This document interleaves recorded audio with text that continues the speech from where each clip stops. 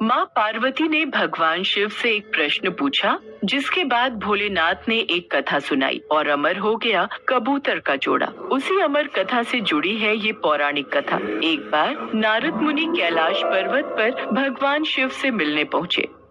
नारायण नारायण, प्रणाम माते। आइए देवर्षि नारद, कैसे आना हुआ? माते, मैं तो भगवान शिव और आपके दर्शन करने आया हूँ, पर महादेव कहीं दिखाई नहीं दे रहे। वे तो भ्रमण के लिए गए हैं, कुछ देर में लौटेंगे। देवर्षि नारद माँ पार्वती से वार्तालाप करने लगे। तभी उन्होंने माँ पार्वती से पूछा, माते, क्या आप अमर कथा के बारे में जानती हैं? अमर कथा? वो कौन सी कथा है? उसके बारे में तो मैं नहीं जानती। नारायण नारायण, माते, जब भगवान भोलेनाथ आएंगे तब आप उनसे इस बारे में पूछना। अच्छा माते, मैं चलता हूँ। नारायण नारायण। पार्वती माता सोच में पड़ गई कि ऐसी कौन सी कथा है जो स्वामी ने मुझसे नहीं कही। तभी भोलेनाथ कैलाश पर लौट आते हैं। माता पार्वती उनसे इस बारे में चर्चा करती हैं।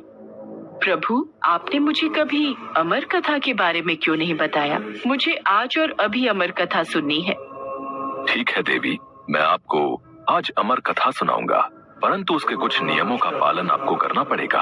अमर कथा के दौरान आपको एक क्षण के लिए भी सोना नहीं है। आप बीच बीच में हुंकार भरती रहना, ताकि मुझे आभास रहे कि आप कथा सुन रही हैं, क्योंकि मेरे नेत्र भी उस क्षण बंद रहेंगे। ठीक है स्वामी, मैं ऐसा ही करूंगी। ठीक है स्वामी, मैं ऐसा ही करूंगी। भगवान शंकर ने माता पार्वती से एकांत और गुप्त स्थान पर अमर कथा सुनने को कहा, जिससे कि अमर कथा कोई अन्य जीव न सुन पाए, क्योंकि जो कोई भी इस अमर कथा को सुन लेता है वो अमर हो जाता। इसके पश्चात शिवजी देवी पार्वती को अमर कथा कहने एक गुफा में ले गए। पुराणों में कहा जाता है शिव जी ने देवी पार्वती को अमरनाथ की गुफा में अपनी साधना की अमर कथा सुनाई थी, जिसे हम अमृतत्व कहते हैं। प्रचलित कथा के अनुसार भगवान भोलेनाथ ने अपनी सवारी नंदी को पहलगाम पर छोड़ दिया, जटाओं से चंद्रमा को चंदनवाड़ी में अलग कर दिया और गंगा जी को पंचतरणी में तथा कंठाभूषण सर्पों को शेषनाग पर छोड़ दिया। इस प्रकार इस पड़ाव का नाम शेषनाग पड़ा। अगला पड़ाव गणेश पड़ता है। इस स्थान पर भोलेनाथ ने अपने पुत्र गणेश को भी छोड़ दिया था, जिसको महागुणा का पर्वत भी कहा जाता है। पिस्सू घाटी में पिस्सू नामक कीड़े को भी त्याग दिया। इस प्रकार महादेव ने जीवनदायिनी पांचों तत्वों को भी अपने से अलग कर दिया। इसके बाद माँ पार्वती सहित उन्होंने गुप्त गुफा में प्रवेश किया और अमर कथा माँ पार्वती को सुनाने लगे।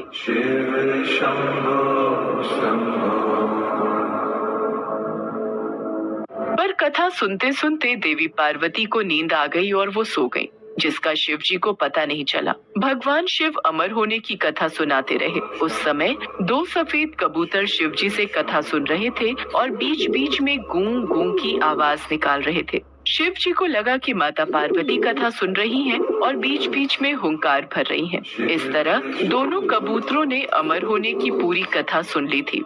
कथा समाप्त होने पर शिव जी का ध्यान देवी पार्वती की ओर गया, जो सो रही थी। अरे, देवी पार्वती तो गहरी निद्रा में है, तो फिर ये हुंकार कौन भर रहा था? अचानक महादेव की दृष्टि अमर कथा को सुनते उन कबूतरों पर पड़ी, तो वे क्रोधित हो गए और उन्हें मारने के लिए आगे बढ़े। मेरे क्रोध से तुम दोनों को कोई नहीं बचा सकता, तुम्हें इसका दंड अवश्य मिलेगा। हे प्रभु, हमें क्षमा कीजिए, हमने अनजाने में ही भूल की और हमने आपसे अमर होने की कथा सुनी है। यदि आप हमें मार देंगे तो अमर होने की ये कथा झूठी हो जाएगी। इस पर भगवान शिव का क्रोध शांत हो गया। प्रभु, इन दोनों का इसमें कोई दोष नहीं। मैं गहरी निद्रा में सो गई थी। मैंने आपके आदेश का पालन नहीं किया, इसलिए इन दोनों को क्षमा कर दीजिए। भगवान शिव जानते थे कि अनजाने ही सही पर कबूतरों ने अमर कथा को सुन लिया था, इसलिए वे दोनों अमर हो चुके हैं। इस पर महादेव ने कबूतरों को जीवित छोड़ दिया। भगवान शिव के आशीर्वाद से वो कबूतर का जोड़ा अजर अमर हो गया। कहते हैं आज भी इन दोनों कबूतरों का दर्शन भक्तों को इस गुफा में प्राप्त होता है और तब से ये गुफा अमर कथा की साक्षी हो गई व इसका नाम अमरनाथ गुफा के नाम से प्रसिद्ध हो गया।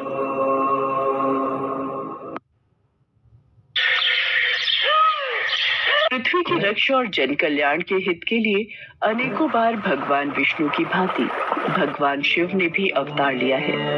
भगवान शिव द्वारा लिया गया ऐसा ही एक अवतार है बटुक अवतार।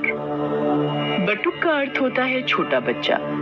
पौराणिक कथा के अनुसार एक बार मां पार्वती की पुत्री अशोक सुंदरी ने हुंड नामक दैत्य को अपनी बाल्यावस्था में एक श्राप दिया था कि उसकी मृत्यु अशोक सुंदरी के होने वाले पति नहुष के हाथों ही होगी। इसलिए बाल्यावस्था में ही हुंड ने नहुष का वध करने की योजना बनाई। मैं अशोक सुंदरी के श्राप को सिद्ध होने से पहले ही नष्ट कर दूंगा।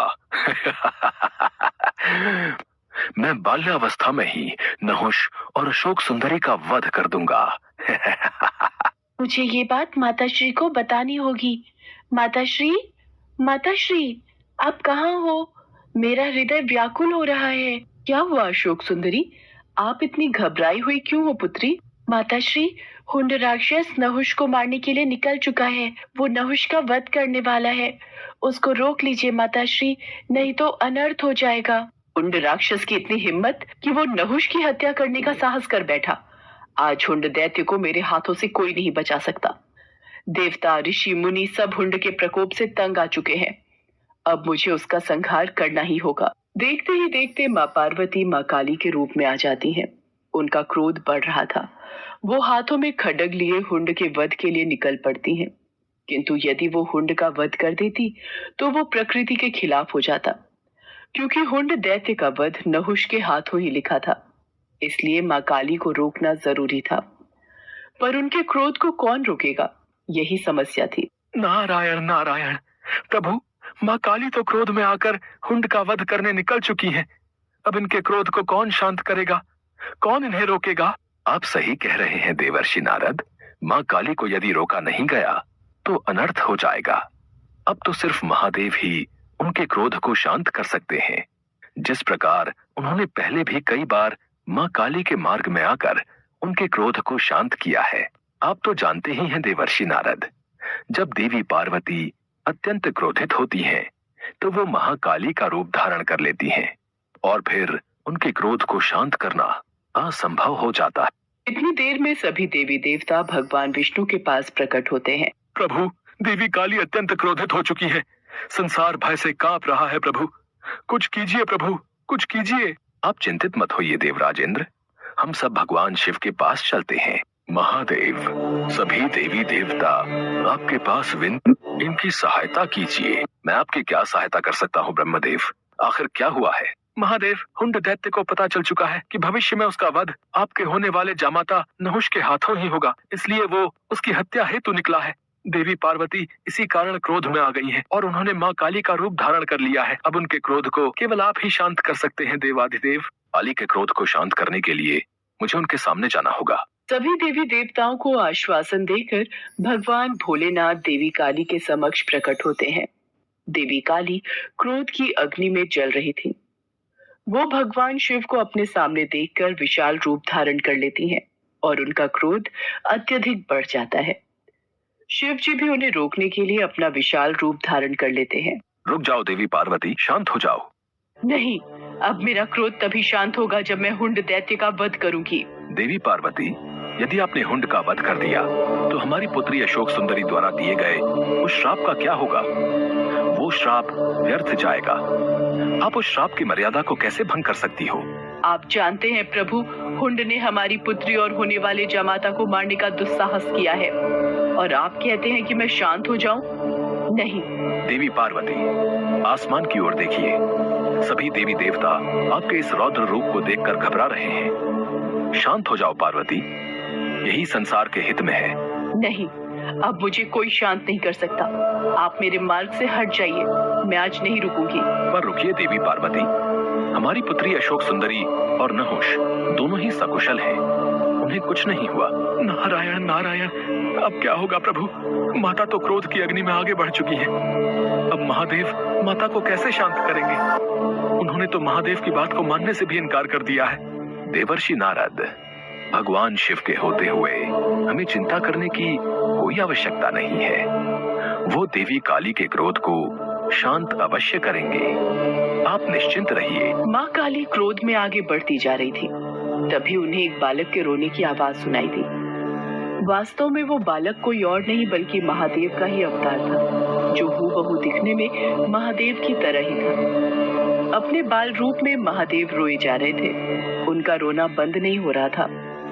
लगातार रोते बच्चे की आवाज को सुनकर माँ काली रुक जाती है। बच्चे का रोना माँ काली से देखा नहीं गया। वो उस बालक के पास जाती है। छोटे से बालक को रोता हुआ देख माँ काली से रहा नहीं जाता और वो उस बालक को गोद में उठा लेती है। ये बालक क्यों रो रहा है?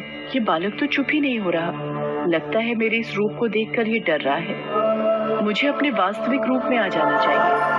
बालक की करुण आवाज को सुनकर माँ काली अपना क्रोध भूल जाती है और वो अपने वास्तविक रूप में आ जाती है और बच्चे को खिलाने लगती है। बालक भी चुप हो जाता है।